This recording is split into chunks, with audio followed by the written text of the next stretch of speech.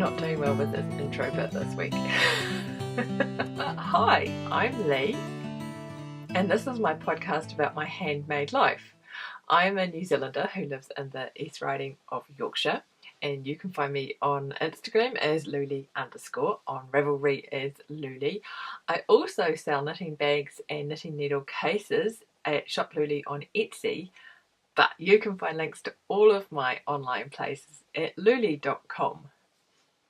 I wasn't sure what I was going to talk to you about this week because, frankly, there's not been a lot of knitting going on. I've been doing a lot of other things, so we'll just see how it goes. It could be a really short episode, but then you say that and it's not, so hey ho. The first thing that I had to talk to you about today is community news. We have a year-long challenge running over in the louleigh Ravelry group for the Stash Appreciation Society, which is just about enjoying your stash throughout the year and looking there for inspiration.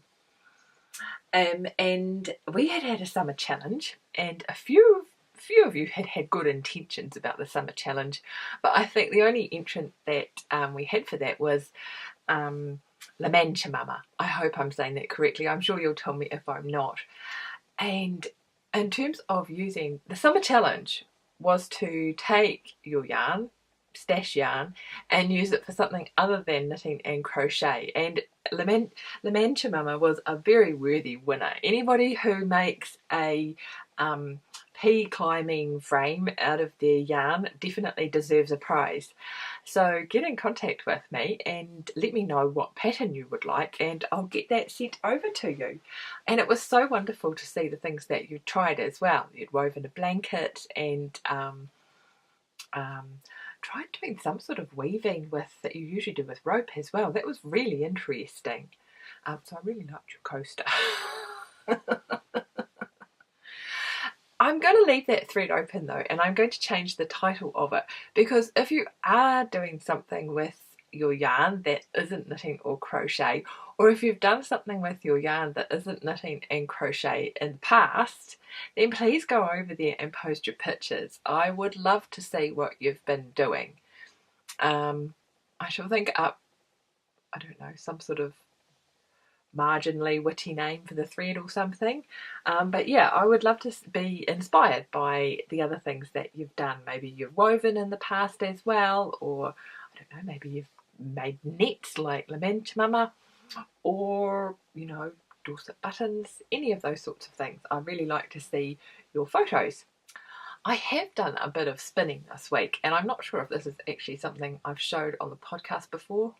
Maybe I've showed it before, but not for a while.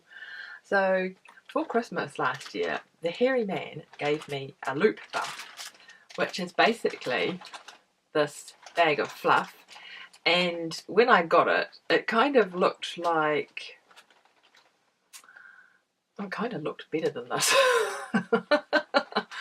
It looked like sort of like a jelly roll dessert that had lots of layers of colours in here. I think I've put a picture of it in my Ravelry project page that I'll link to, because this just looks like a blob now, because I've been pulling out all of the layers of colours from the middle. And they're made by Loop Fibre Studio, and this one had in it, well, the colourway is called Hobie, and it has merino, nylon and Angelina in it. I haven't really seen much of the Angelina. It's not an incredibly sparkly loop bump. But anyway, this is what I've been spinning with. And there were 6 layers of colours that came in this bump. And what I did was I spun the first 3 colours. I didn't split them out, but I sort of just spun a colour and then changed bobbin and spun the next colour, so that I have spun, where's it gone? The first 3 colours, which were white and turquoise and green, and yeah, white and turquoise and lime green. And then I applied those 3 bobbins together to make this yarn. Go on. Can you see that? So I don't know how detailed you'll be able to see that. Let me try and focus there. Yeah, so I applied all of the cool colours from my loop bump together. And I'm really pleased with the way that this has come out. I'm really looking forward to casting on with it. I'm going to make a pair of socks, so that will be good fun. However, obviously this is quite a small little skein. It's only about 30 grams. And so I have started spinning the next three colours. So the first one is this mustard colour.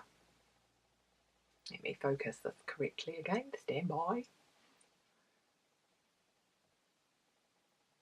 And then I'm currently doing the sort of reddy orange colour from the middle. It's kind of a melony, watermelon type colour.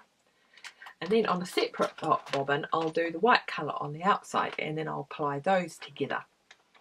Now, I also have quite a lot of leftovers, so I've got a lot of singles left on my bobbins, and so I'm guessing I'll have the same with this yarn as well. So I'm expecting to have this cool shade, and then the next main colour to be all the hot colours. That will be a nice contrast, and then I'm going to use the leftovers to make some auxiliary yarns. So I'm not sure if it will come out as some sort of gradient, but it should be a bunch of colours that are complementary and go together. So I'm really looking forward to seeing how that works out and what I end up with. And I've got a sticky bit on there. How did that get there? I bet that's from you dogs. Anyway, really looking forward to seeing what I end up with. Yeah, that should be good fun.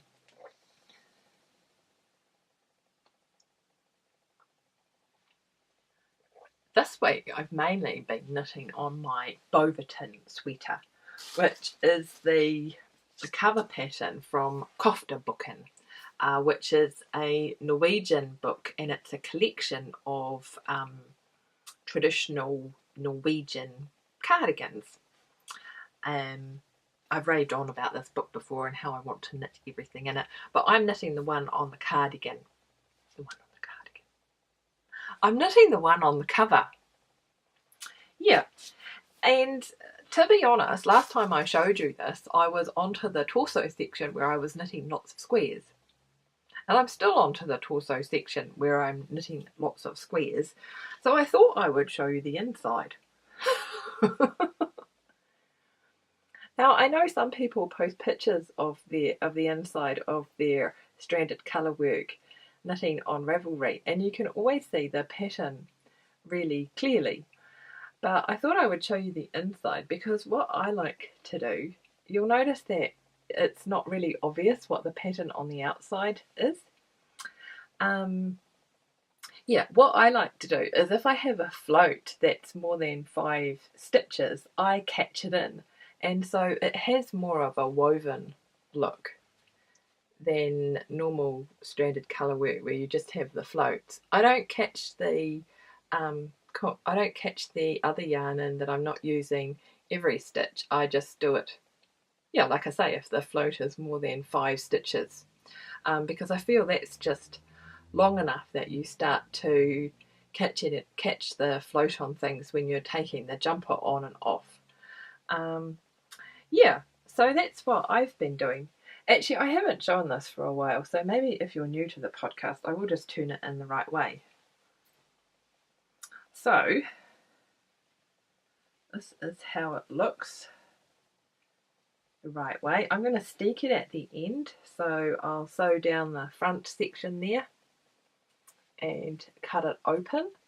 That little orange marker is where it was last time I showed it to you.